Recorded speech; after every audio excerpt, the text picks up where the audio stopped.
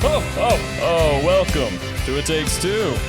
I'm Clarissa, the couples therapist. And I'm Charles, the marketing professor, talking shop on relationships, mental health, and your favorite Christmas movie. Stay tuned to hear which movie our listeners gave the most votes. So fun. We are going to watch that movie in 20-minute increments, giving breakdown of the relationships and some of the mental health and clinical concepts that we see throughout the film. So stay tuned. All right, so last week we asked our listeners which Christmas movie they want to see us give a breakdown of, and the results pretty surprising. Yes, Charles. They ended up voting. There's a top 5, and one of them got an outstanding first place, and the other 4 came in second place. Wait, there are 4 movies tied for second? Yes. Wow. Yeah. Okay, let me guess. One of them was Elf. It was. Oh, okay, sweet. Wait, that's in the top 5. Oh, did it not receive the so it wasn't in second place? It was in second place. Oh, okay. What other ones were tied for second place? The Holiday, which is the one with Jack Black that they like swap the vacation homes. That's actually one of my favorites. So I'm kind of love Jack Black. That didn't get first. Yeah. Christmas Vacation. I don't Is even that the know National Lampoon one? I think it is. Oh, okay. Funny, good comedy. And then Classic. The other second place winner is It's a Wonderful Life. Oh, okay. More sentimental, more meaningful. Mm-hmm. All that good stuff. But Clarissa, who won the most votes? Drum roll. How the Grinch Stole Christmas. Woo! How the Grinch Stole Christmas, the movie about me, because if you know me, I am notoriously identified as a Grinch. Yes. So now, great. I feel like I'm just going to get psychoanalyzed for an hour and 44 minutes. Sweet. I can't wait. This is the Jim Carrey version. Just want to clarify. Yes. And actually all of them specified Jim Carrey version. Of course. Which is wild to me that it won first place, because when we pulled it up, this is a weird fun fact about how Dr. Seuss's How the Grinch Stole Christmas with Jim Carrey. Guys, it only has 49% on Rotten Tomatoes. It is classified rotten. What? I mean, who are the Grinches voting on the Grinch? Fascinating. I don't know. Geez, there's a bunch of who's on there. Who's just getting on there voting down How the Grinch Stole Christmas. What argument do they have? No idea. Also interesting is that this movie came out in 2000. Wow. It's 23 years old. I didn't even realize. 23 years old. Wow. Well, let's get right to it. So grab your hot cocoa, your peppermint sticks, your gingerbread houses, and your favorite pair of kicks. It's slippers, of course. And get ready to enjoy How the Grinch Stole Christmas with Charles and Clarissa right now. Okay, we just finished watching the first 20 minutes. This is a quick rundown of what went down, and then Clarissa, will you get your thoughts on everything that's already happened so far? So first, it shows Whoville, and Whoville's going crazy and mad about Christmas. And there's tons of people buying presents and all this mayhem, and you're introduced to Cindy Lou Who, the protagonist of The Grinch, who seems vexed by all of the holiday fervor. And her father is running around from store to store. He's a mailman, so he's doing all these different things, trying to both appeal the demands of his work, but also the demands of the holiday. And then it cuts to his sons up on the top of Mount Crumpet, where the Grinch resides, and they provoke him by tripping his alarm system. So then he goes down into the city to start creating mayhem and chaos. And there's this moment where Cindy and the Grinch interact in the back of the mailroom, and Cindy Lou Who falls down. The sorting machine is about to be smashed by the fragile press, which doesn't make any sense. It's pretty, kind of ironic, right? Like, but before she's crushed, the Grinch saves her, and when she thanks him for doing that, he says, "No, I was actually preparing you to be a better wrapped or something. And so he wraps her up as a prank, trying to show that he is not. That the Grinch is no philanthropist. And so he wraps her up. But Cindy and the Grinch and Mr. Lou all not finding a lot of joy in what they are respectively doing, whether it's the Grinch terrorizing the citizens of Whoville, nor the holiday bustle that the Whos are engaged in. So, Clarissa, what were your first thoughts from the first 20 minutes? Okay, I don't remember the last time I saw this, so I'm actually very fascinated by what I'm like paying attention to. Because when was the last time you watched this show? I think I've at least seen it once in our marriage. That's always like my timeline. It's like in the last before 9 years, Charles you've seen or it once. after Charles. I can't remember. So in the last 9 years, I probably have seen it once. Probably, I think. Anyway, but it's different when you go into a show saying like I'm gonna analyze it. Then you really start to pick up on like what messages you start to read. You know. So for example, like Cindy Lou, within like the first minute.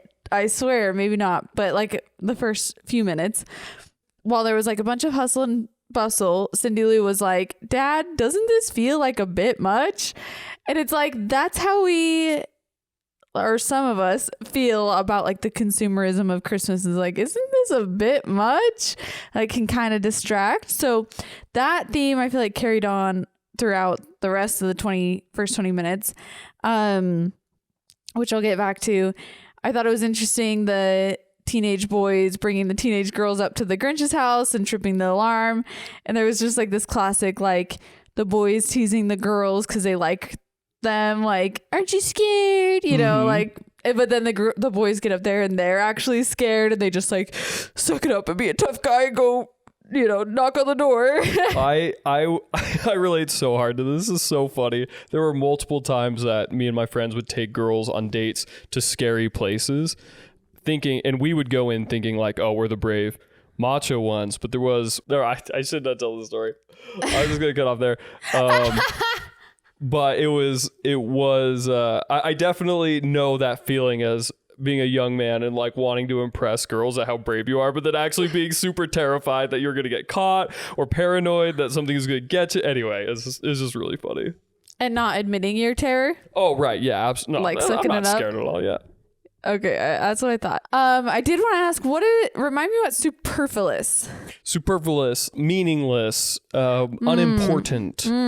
Yeah. So Cindy made a remark that said something about like, this feels superfluous. She actually pronounced it she enunciated so well. I know. So I thought it was really interesting. That plays in the same theme. I did find it interesting. I never noticed that the dad's name is Lou. And then she's Cindy Lou. And then I also found it interesting that she's like the only kid of theirs that's like carrying this like heavy burden of like helping him at work and like. Yeah, child labor laws, also child endangerment with her getting tossed in the sewing machine. No, okay, we're not going to actually and pretend this is it's so unrealistic, you know what I mean? No, we're not going to do that. But it is funny that you call that out. The other thing is the wife's name is Miss Betty Lou. That's true. So this is clearly a ultra patriarchal society where the mayor is the king and country. Wait a second. I'm wondering now, though, is his name Lou or is that like his last name? Because some of your friends call you Mace.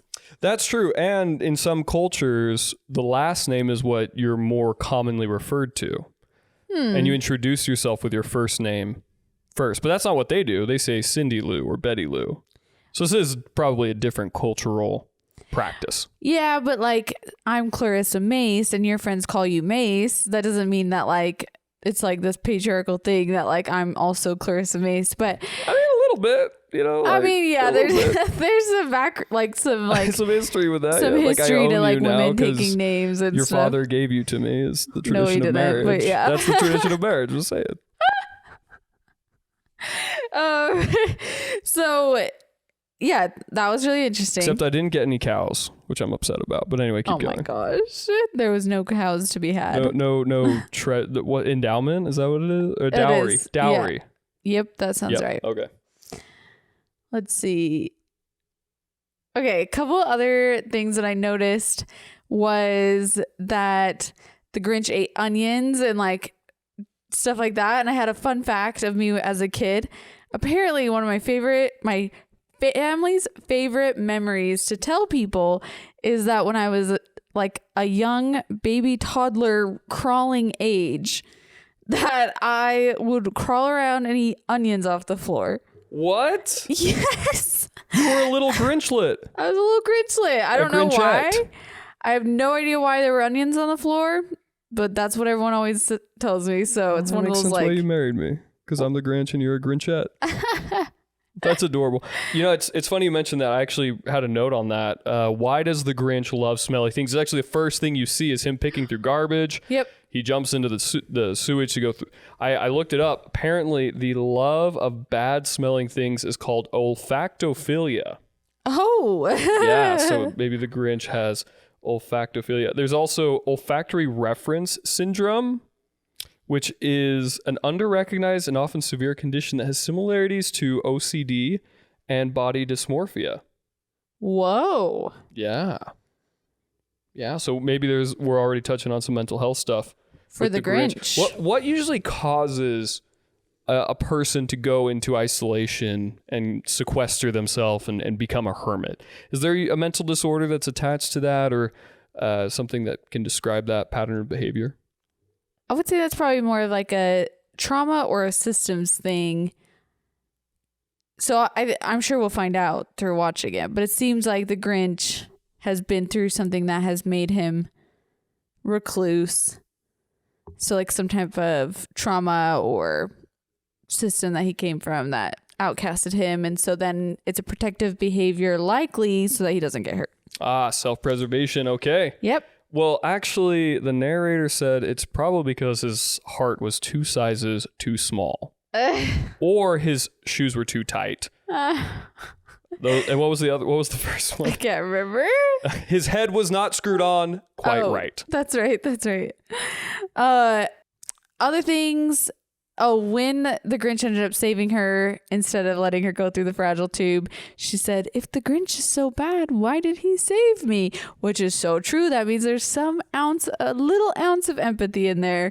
He's not all, what's the word? Sociopathic. Yeah, it's funny. I'm so glad you said that, because that was the next thing I was going to say is I think a lot of people, and especially villagers in Whoville, would probably describe the Grinch as psychopathic or having some sociopathy and lack of emotion. But that's not necessarily what clinical mental health therapist Clarissa Mace is seeing. No. Last thing, the end of these 20 minutes was Cindy Lou just in her room singing to Christmas, and she wrote a letter to Santa, and I wrote it down. It just said, "Dear Santa, I'm not sure what to ask for this year." Which is just really telling of like what's going on here. And then the last line of the song is, "Did Christmas change or is it just me?" And I just thought that was super interesting. Like her self-reflecting as this little tiny little girl saying emotional intelligence unfounded in most adults. Like just incredible. Yeah, she's just like singing, and it's just really interesting because it's like, did she just grow up, or is this how Whoville has been, or did it get worse? Like, it's just so fascinating. Yeah. Well, let's carry on. Next 20 minutes coming up. All right, we're back with the most recent, probably 25 minutes of the movie. Cindy Lou Who goes around the town interviewing people to learn more about the Grinch. She finds the backstory where sad little Grinch boy bullied and ostracized by his classmates and even his teacher throwing some shade. And in a very reasonable emotional tantrum, Grinch fled from Whoville and was never seen again. Shortly thereafter, the Cindy Lou nominated the Grinch to be the holiday cheermeister, to which she had to convince the mayor and the crowd that'd be a good idea, which she did through inclusion. Loved that part. And then she goes up to the mountain to personally invite the Grinch, who rejects her invitation violently, if not vehemently, and tries to convince her that he himself is actually a psycho. But she was not convinced. Clarissa, what were your takes from the last 25 minutes? I am excited to discuss these little tidbits that happened. Okay, yeah, let's get into it. One of the things that we noticed is that he was talking to his dog, and he was saying about Cindy Lou, he was like, wasn't it great what happened in the mailroom, you know? And then he was like, she'll be scarred for life if we're lucky. At least it's a boomer being honest about the trauma he caused. That's so funny. It's savage, Charles. Sorry. And then he was super excited about being 1.5 sizes smaller of a heart. And I thought that aligns with our theory, our working hypothesis, that he is guarded and he is doing these things not because this is what he actually feels, but because he is protecting himself. So he's excited that his heart, it's like people who push you away before you can push them away. You know what I mean? Like there's that classic relationship trope where like somebody is scared to commit, and so they're scared to commit because they're scared you'll leave them, and so then they push you away first. And that's like exactly what I feel like we're seeing. They self-sabotage. I think of Taylor Tomlinson, the comedian, how she talks about how she's like, well, it's been 3 months and I know you're about to cheat on me, so what the are you doing? And then the guy's like, wait, what? And she's like, I know you have, you piece of like just totally sabotages relationships before anything bad happens to where they break up with her. Anyway, hilarious. I love Taylor Tomlinson. 10 out of 10 recommend. Massive 10 out of 10 recommend. You know, she comments on that where people will hurt other people because they're assuming that they themselves will be hurt. Yes. And they push them away so that they don't get hurt. Yep. But yeah. Then the other things we noticed was that a lot of his behaviors were aligning with like the low self-esteem. Yep. And he started hearing voices. Yeah, he's getting a little schizophrenic. And then talking to his cave. Yes, and then he made a comment. He's like, what am I doing? I'm just eating because I'm bored. Yeah, we've all been there. We've all been there. Maybe some ADHD, I don't know. But then we learned about how the babies are bored in the Whoville, and they wait. You just glazed over that, but there were like 5 different dots that connected. Yeah. Because think about the Grinch as a kid, like bored, understimulated. When he does get excited, he became obsessively excited, hyper focused on a goal, went way over the top, was like learning new skills like welding to build that angel topper for Martha. And then how he behaves. I mean, I don't mind the ADHD connection there. I feel like that's probably pretty close. Yeah, probably. And like dealing with emotions can be hard. I mean, the Grinch is neurodivergent no matter what, for sure. So I like that working theory. Okay, so this is where all the interviews come in, and we learn about how the Grinch was born, how all the babies are born in the Whoville, and it's just like a little like floating little umbrella basket floats down onto the doorstep. And I died at the comment where the guy opens the door and he's like, our baby is here. And then he looks like your boss. Oh my gosh. So it's like the moment that goes down, I thought, are these older people G-rating how babies are made? Or is that, you know what I'm saying? Like, is that actually how Who's are delivered? Or were they just G-rating for Cindy Lou? That's fair. I have no idea. So I just thought it was really clever of the directors to make it uncertain to you, right? Like, this is a magical, whimsical world. Or because they're telling a story about the past, so it could just be like fake, you know, instead of like, Exactly. Anyway, I just thought that was and really it is funny. whimsical. But then there was another scandalous story that the grandmas referenced. The older ladies, I should say. Yes. So then once the Grinch was here, they he was at a party where he eats a Santa plate.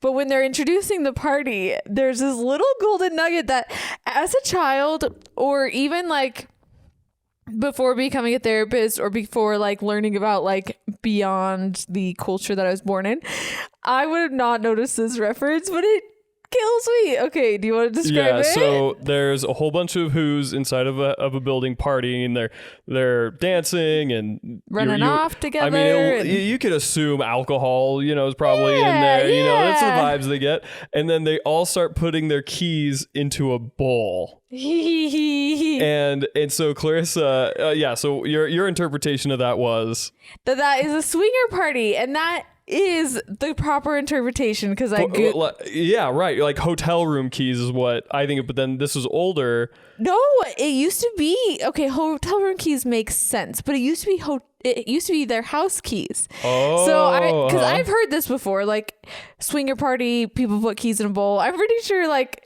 you just draw one out and then you go swing with them. Yes. So then nobody has taught me that piece of it, but clients have said like, oh yeah, keys in a bowl party, like it's just like a classic thing. Yeah. So I Googled it after I had the connection of like, oh my gosh, is that what I just saw? Just to like verify, right. Because you don't want to spew misinformation. Because my first thought was drinking and driving, like they're all putting their keys in the bowl so they can't drive home.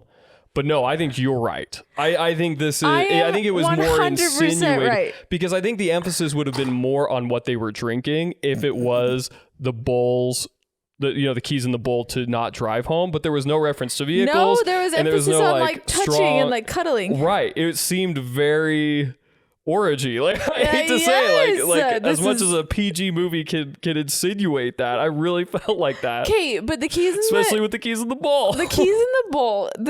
What I read when I Googled it is that why that happens is you draw a key at the end of the night and you go home with that person. You go home to the home of the person with the key. Listen, we all know Martha is a freak, so it wouldn't be surprising if who's are just freaks. Freaks, they're a little freaky. They like to party. Honestly, I thought it was so funny to see that in this Christmas movie. Yes. So before he got invited, though, we see the whole like story of like the Grinch was bullied. That's why he ran away, and it does seem like the trauma systems thing that I was talking about is accurate here, where he didn't want to be around all of his bullies and people who looked at him differently. And you notice that, you learn that he made this beautiful gift for Martha May. He likes her. She likes him. And then somebody breaks his makes fun of him for shaving poorly, and then he breaks his gift. And when he breaks his gift, there's all these jewels on the ground, and you pointed this out, so you can say it. Yeah, so I noticed when Martha's being interviewed, she has this very elaborate headdress on, but they have different colored gems in it, just like the gems that were on the tree topper that the Grinch had made for Martha. Yes. So I had a suspicion that she had kept those and created this headdress from those jewels. Yes, exactly. And she's wearing green eyeshadow. Yes. Good reference. And then you see really fast, you do see a scene where the Grinch is like going through alphabetically like the yellow pages basically of the Whoville, and he's like, so-and-so, I hate you, And it made me think about the whole reference of how the opposite of love is not hate. The opposite of love is apathy. Yes. And so it's interesting to see the Grinch have all of this emotion through hate, which is still a very passionate, energy, expansive emotion. Yes. No, it's a great call out.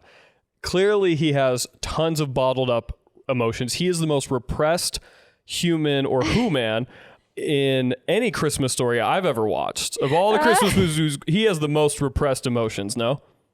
Probably.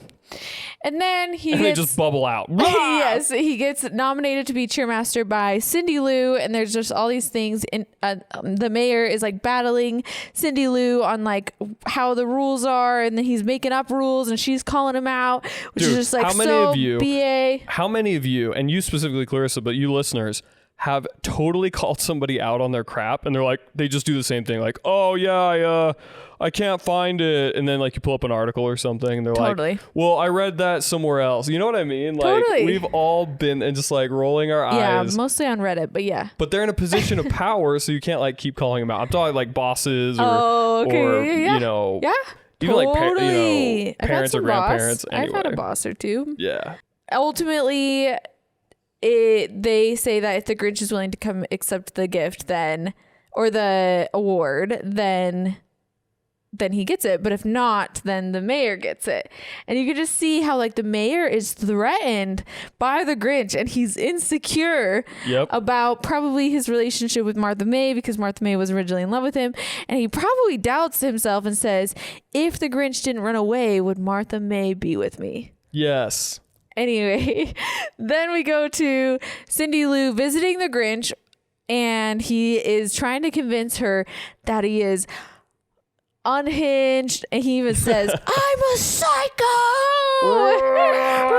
You know, he's doing all this stuff, and she's just giggling and so sweet. And then she starts trying to convince him about coming to the celebration. Yeah, the cheermeister. Yes, so there is a word for it, but yes, so coming to the celebration, and she's like, I thought was really cute. She's like, I too have Yuletide doubts. It was adorable. Literally everyone who's had like faith transition or like faith doubts are just like doubting like something. Yeah, a spiritual thing your community buys into wholeheartedly, and you're like, I don't know. Yeah, it's so interesting. So interesting.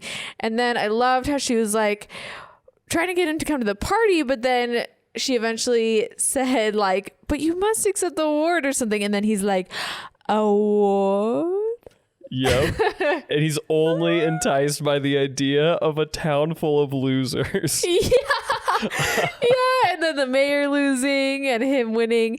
And then, but he kind of like also compliments Cindy Lou, and he's like, you're a young nonconformist like myself. And I just thought that was adorable. You remind me of a young conformist like myself when I was less hairy. But he did call her like, what was it, like gleaming eyed? Yeah. So yeah, you know, he has some form of emotion.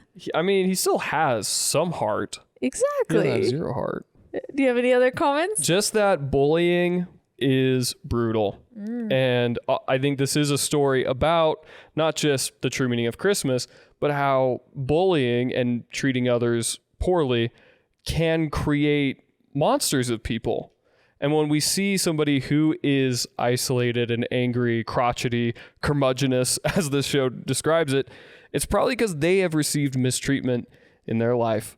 And so having a little bit more compassion and empathy, and also stop bullying. Exactly. Stop bullying. I love that. Great call. Thank you. Next 20 minutes coming up. Okay, we've gone for about 30 minutes now where the Grinch going back and forth on whether he's going to go down and accept the award or not, ultimately decides to go down. And he's welcomed, to the great surprise of the Grinch and you, the viewer, to take on the full role as cheermeister, where he is constantly fed various desserts and treats, Christmas themed. He is put on this chair like the ancient Romans, or the Egyptians rather, where they had throne of cheer, or chair of cheer, I think. Yeah. But you're right, like the ancient, like some type of ancient. Yeah, that they carried their rulers on the thing. Yeah, and you know, the Grinch at first not into it. Nobody's respecting his boundaries. So first thing, gotta respect people's boundaries. He's not into it. Then he gets really into it, and he's having a great time. And it's the end of the evening, and he's about to receive this award. And the mayor gives him a present that disturbs him. Dare we say, triggers him. Probably. And he goes on a chaotic Christmas killing spree where he destroys the tree.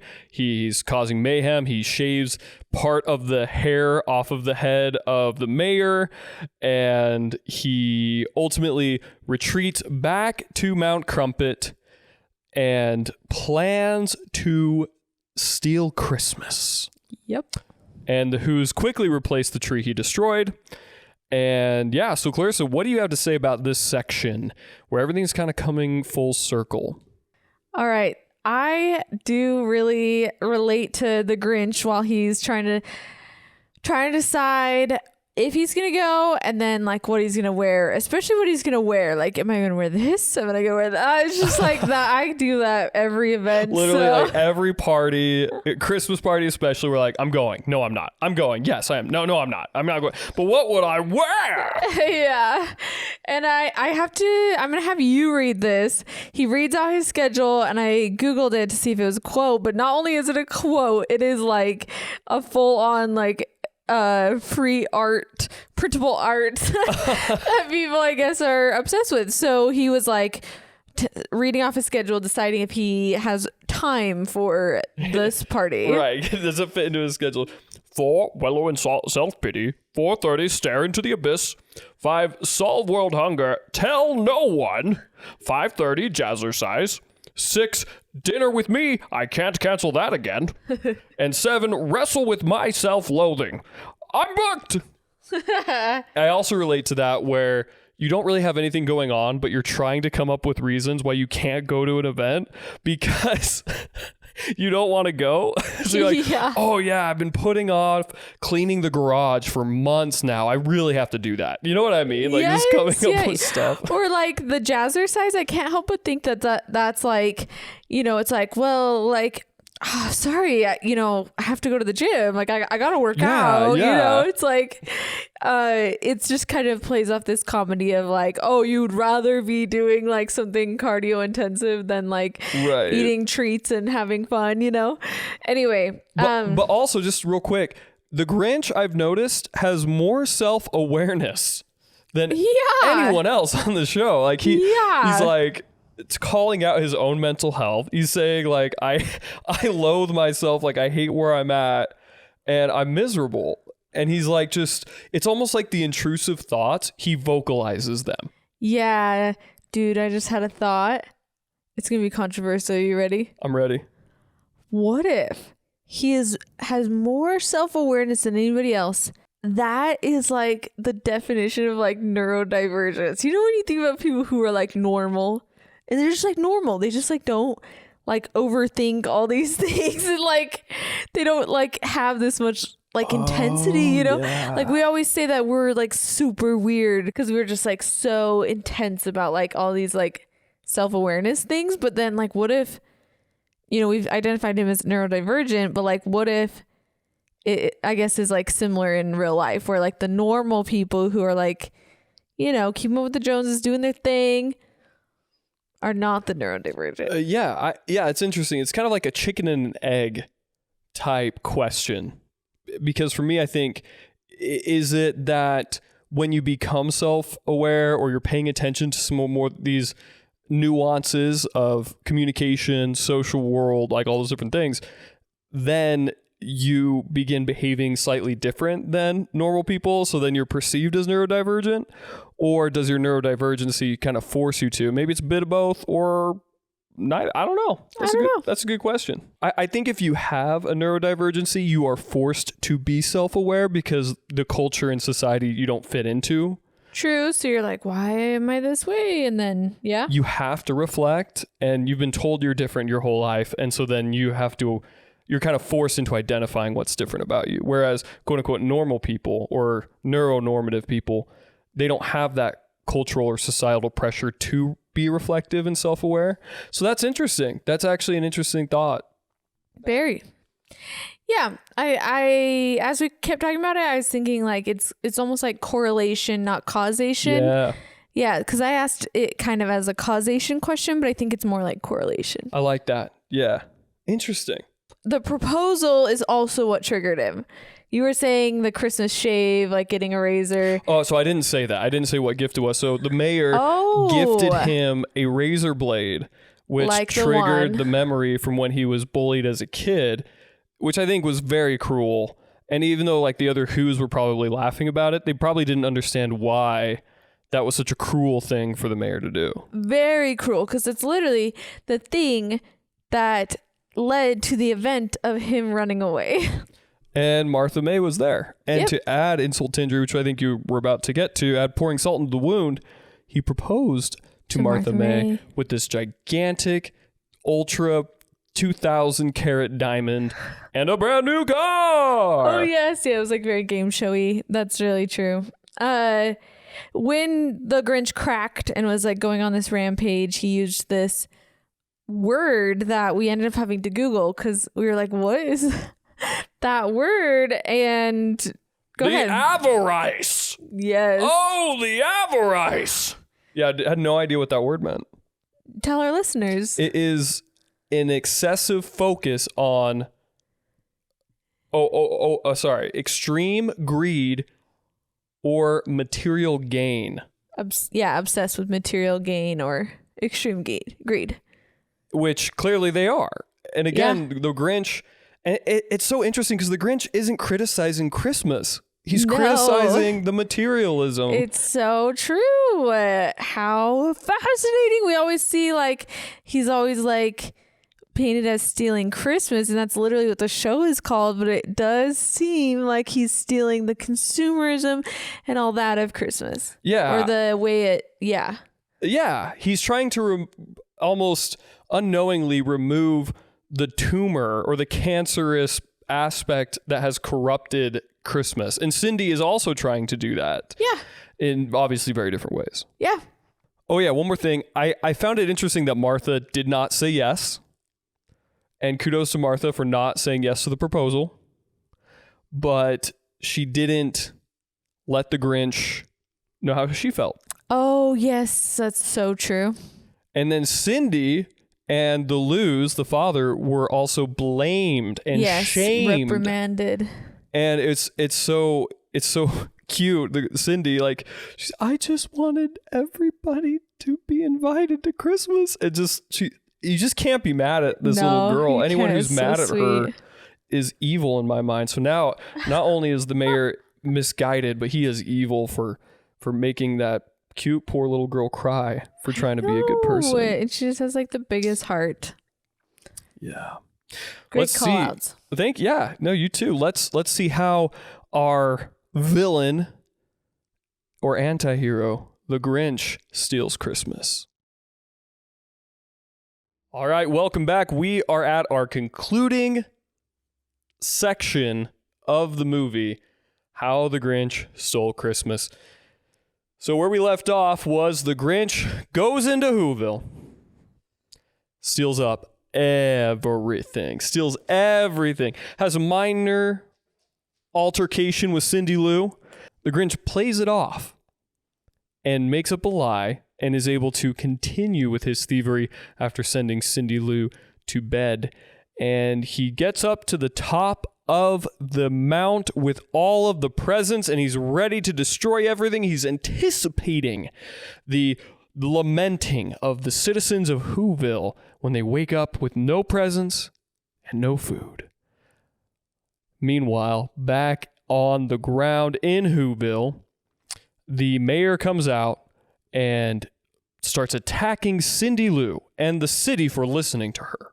And her dad steps up and says, "No, Mayor, you're wrong. Cindy is right, and all we need is our family for Christmas. You can't harm Christmas," is what he says. I thought that was really interesting. You can't hurt Christmas, excuse me. And then they start singing, and the Grinch, his heart, grows three sizes that moment, hearing and realizing that Christmas means more than presents. And he returns back to Whoville with Cindy in tow, and they redistribute the presents, and Christmas is saved. Martha returns the ring to the mayor, says she wants to be with the Grinch, and we pretty much get our happy ending. So, Clarissa, what did you think of the final section of The Grinch? Yes. First of all, I loved the Grinch's Christmas heist, you know, like the casino heist in GTA 5, but for Christmas. Yep. I did not expect that reference. I'm impressed. Then I guess, I mean, but he was able to play it off because he did run into Cindy Lou, like you mentioned. And what you were saying they played off, I thought was actually really interesting thing that went down. So Cindy was like, she thought that he was Santa. So she says, Santa, what's Christmas really about? And then the Grinch was like, vengeance. Vengeance. And then he's like, pauses, and then goes, presents? Like, or just like, yeah. And then she then goes, I was afraid about that. And then she goes to go upstairs and she's like, please make sure you visit the Grinch. He's so sweet or something. Yeah. And then he was like, good girl, bad judge of character. Then when the mayor comes out with the stolen Christmas, it's all gone, and Cindy Lou is there, and he calls Cindy Lou out. This is what happens when you invite Grinch. He said, a little not to be taken seriously, girl. And that triggered me a little. Oh yeah. How often have we seen a old white male of authority belittling the accurate and correct position of a girl or a woman? Okay. When you mentioned that Lou said you can't hurt Christmas because it's not about blah, blah, blah, blah, blah, like the presents and da, da, da. And then Lou says, all I need is my family. And it was super sweet. And the mom and Lou, Mac, and then Martha May, who Betty Lou was jealous of with the lights. Martha May is like gazing at them a little jealous of their love, which I thought is like a really interesting trope, you could say, where it's like the family, the one who is like insinuating all this love into Christmas, the Lou's, are also like the mom was falling pressure to like, oh, I got to keep up with like the avarice or whatever. Yeah. And then she's actually the one who's like has like such a full love and family, which I thought was really special. Yeah, and I think the emphasis on family is really sweet here. I think that's a value that most people do align with, but I would also contest that Christmas doesn't necessarily only have to be about, it's about what you choose to make it. What makes that meaningful and special, again, inclusive, bringing people together to share love and joy and good food with one another. That was more the takeaway for me. And I think that can be summed up pretty simply in a single word of family. But not everybody has family. Yeah. And not everybody has that traditional, parents, children, nuclear family. But Christmas absolutely can still be very meaningful without the focus on the wrong things. That was a lot of takeaway for me. Yeah. And I think that is like, that's what it meant to Lou. But like right after they started singing as a whole community. And so like, they didn't retreat back to their families. Like they sang as a whole community. And then Grinch even said like, maybe Christmas doesn't come from a store. Maybe Christmas means a little more. And so like, that doesn't have to just include family as well. It could be things that just can't be bought. Just nodding back to our nostalgia conversation about how nostalgia can be a bad thing. The mayor wanted Christmas to look a specific and certain way. And it is not Christmas unless it has the tree and the lights and the food and the presents and the festivities and like all these different things. I just feel like there's a lot of people who are too overly attached to what the avatar of Christmas should be, or what the environment, or however it's projected or conveyed, trying to recreate something from the past. And obviously this Christmas where the tree was burned down and all their presents got stolen and there was breaking and entering and like all these terrible things that happened, that will probably be one of the most, if not the most, remembered and treasured Christmas for all the citizens of Whoville because of what matters most, the community in this case. Yeah. The intangibles. Sorry, I just realized I said intangible, but then I was reading in a book or I was on social media, I can't really remember, and it showed that those intangible like feelings actually do take shape in your brain, and they like make your brain bigger in certain areas. What? So his heart didn't go 3 sizes. It was his brain that actually did. But some of the intangibles that we speak of that are like emotions or like things like that are actually not intangible at all. They're actually very tangible in the way that your brain. They physically manifest in your brain. Yeah, the physical manifestation in your brain is different, and therefore it is tangible. It can be measured. Wow. Because of that. Anyway, that's from a book. So Dr. Seuss, it would have been more accurate if you did the brain 3 sizes. I know narratively it makes way more emotional sense to use the heart. But this is a mental health podcast. Also, we found the greatest meme that we are going to post right now. Right now. We're going to right go make after it. this. We're going to go make it right after this. It is going to be gold. Going to post it. We are so excited. Listen, we've had 2 memes that we've created go viral. Yeah. Which has been really fun. That's actually so satisfying, making a meme go viral. It's so satisfying. That's super satisfying. This one, I guarantee will go viral. I cannot wait. We're going to make it. We're going to post it on my Instagram, on my TikTok, on the pod Instagram, because I want to make like a feed post of like all the little things from this. And yeah, I'm just super excited. So I'm gonna go full Charles Barkley mode as a fellow Charles. Guarantee going viral. So we probably shouldn't bring it up, or should we bring it up? Are we overhyping it? We might be overhyping it. Okay, should I bring it up though? No, just leave it. No, just leave it. They got to go find it. Okay. I'll just say this. Help me. I'm feeling. That's the teaser for it. Okay. That's the teaser. The Grinch ends up with Martha May. And one thing I love about how they portrayed the Grinch is that even though his heart grew 3 sizes and he had a change of character or personality or whatever, he was still unequivocally the neurodivergent maniac Grinch. Like that did not change. Like when Martha was like, I want to be with the Grinch, he holds out his hand. He's like, no hard feelings. And the mayor shakes his hand, and then he just laughs in his face, like, just like he starts so savage. Starts doing a little jig. I got the girl. I got the girl.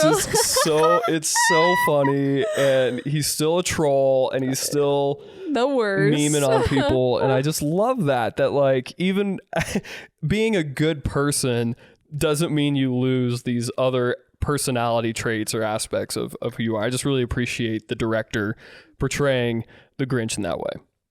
Loved it. Listeners, thank you so much for participating in this and sending in your submissions and engaging. Hopefully you found this entertaining at the very least. It was tons of fun for us to go into this and watch the video with this lens on of analyzing it and breaking it down. That was so fun. I am realizing something right now. We were making references and jokes that you are the Grinch. And now I am learning that maybe you don't actually hate Christmas. You hate the store-bought consumerism expectation and like over-the-top show that Christmas becomes. Yeah. The reason I feel like I'm Grinchy is because I feel that the performance and theater of gift giving has moved away from what it originally is supposed to be. And I'm not going to dive into all of that.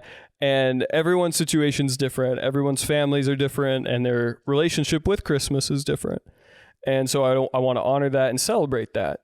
And as we finish up this conversation about the Grinch, I just want to, again, thank you, the listeners. Thank you, Clarissa. This has been really fun and has brought a little Christmas magic to this Grinchy heart of mine. Did you? I mean,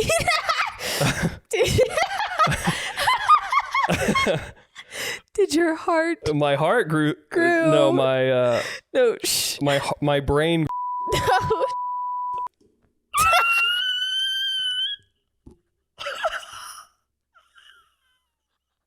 That was the most ever. Oh my god! I cried.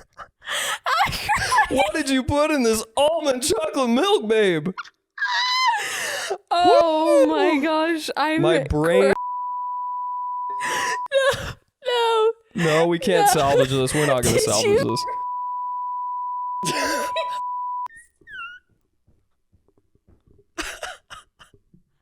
Okay. We can't put that on the podcast. Got that part. We can't put that on the podcast. That's Okay, hilarious. Okay. Oh my god. I can't. We got to wrap this up, ladies and gentlemen. Okay. Whew.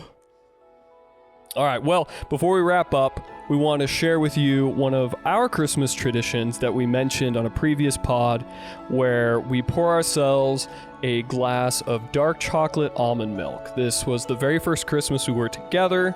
We had just started dating, and I had created a little gift package for Clarissa, and dark chocolate almond milk was one of the things in there. And so it's kind of become a tradition for us to have a glass of this. So from us at the It Takes Two podcast, we wish you all a very happy holidays and a Merry Christmas. Merry Christmas.